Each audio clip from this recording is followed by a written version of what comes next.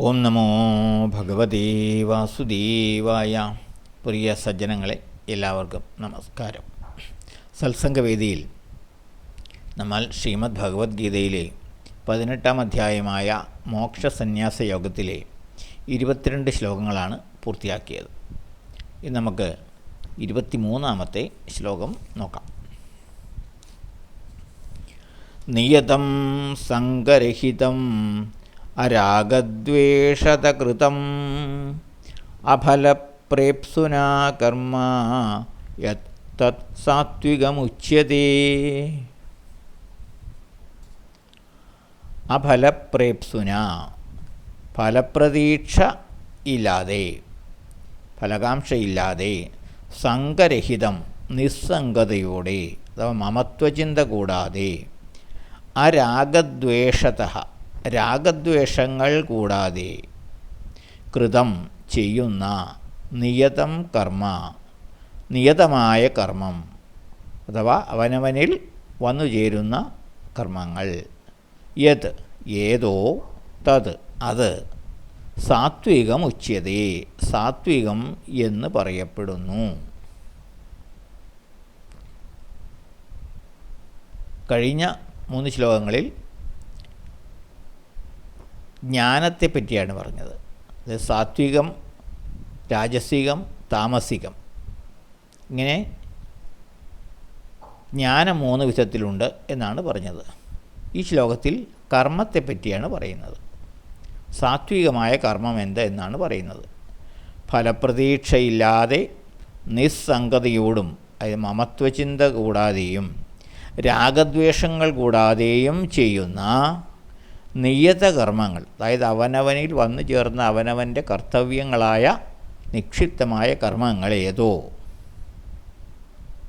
അത് സാത്വികമായ കർമ്മങ്ങൾ എന്ന് പറയപ്പെടുന്നു. ഫലകാംക്ഷയും രാഗദ്വേഷങ്ങളും കൂടാതെ നിസ്സംഗമായി, അനാസക്തമായി ചെയ്യുന്ന സ്വധർമ്മ അനുഷ്ഠാനമാണ് സാത്വികമായ കർമ്മം. ഓരോ മനുഷ്യനും ജീവിതത്തിലെ വിവിധ ഘട്ടങ്ങളിലൂടെ കടന്നു പോകുമ്പോൾ അതാത് ഘട്ടങ്ങളിൽ ചെയ്യേണ്ടുന്ന ധർമ്മങ്ങളുണ്ട്. ഈ ഘട്ടങ്ങൾക്ക് നമ്മുടെ വേദഗ്രന്ഥങ്ങളിൽ ആശ്രമങ്ങൾ എന്നാണ് പറയുന്നത്. ചതുരാശ്രമങ്ങൾ: ബ്രഹ്മചര്യം, ഗാർഹസ്ഥ്യം, വാനപ്രസ്ഥം, സന്യാസം. ഇതാണ് ഈ 4 ഘട്ടങ്ങൾ, ചതുരാശ്രമങ്ങൾ എന്നാണ് അതിന് പറയുന്നത്. ഇങ്ങനെ ഓരോ മനുഷ്യനും ജീവിതത്തിലെ ഈ ഓരോ ഘട്ടങ്ങളിലൂടെ കടന്നു പോകുമ്പോൾ അതാത് ഘട്ടങ്ങളിൽ ചെയ്യേണ്ടുന്ന ധർമ്മശാസ്ത്രങ്ങൾ അനുശാസിക്കുന്ന നിയതമായ കർമ്മങ്ങളുണ്ട്. നിയതകർമ്മം എന്ന് പറഞ്ഞാൽ അവനവനിൽ വന്നു ചേരുന്ന ധർമ്മങ്ങൾ, അവനവൻ്റെ കടമകളായി ചെയ്യേണ്ടുന്ന കർമ്മങ്ങൾ. അവ മമത്വചിന്തയോ ആസക്തിയോ, മമത്വചിന്ത എന്ന് പറഞ്ഞാൽ ഞാൻ ചെയ്യുന്നു, ഇത് ഞാൻ ചെയ്യുന്നു എന്നുള്ള ഭാവം. അങ്ങനെ മമത്വചിന്തയോ ആസക്തിയോ ഫലപ്രതീക്ഷയോ രാഗദ്വേഷങ്ങളോ കൂടാതെ ചുമതലാബോധത്തോടെ അനുഷ്ഠിക്കണം. ഈ ഓരോരോ ജീവിതത്തിൻ്റെ ഘട്ടങ്ങളിലും അവനവനിൽ വന്നു ചേരുന്ന നിയതമായ കർമ്മങ്ങൾ ഇത്തരത്തിൽ അനുഷ്ഠിക്കണം. അത്തരത്തിൽ നിസ്വാർത്ഥമായി കർമ്മങ്ങൾ അനുഷ്ഠിക്കുമ്പോൾ, ഫലപ്രതീക്ഷ കൂടാതെ കർമ്മങ്ങൾ അനുഷ്ഠിക്കുമ്പോൾ, മമത്വചിന്തയില്ലാതെ കർമ്മങ്ങൾ അനുഷ്ഠിക്കുമ്പോൾ അത് സാത്വികമായ കർമ്മം എന്ന് പറയപ്പെടുന്നു.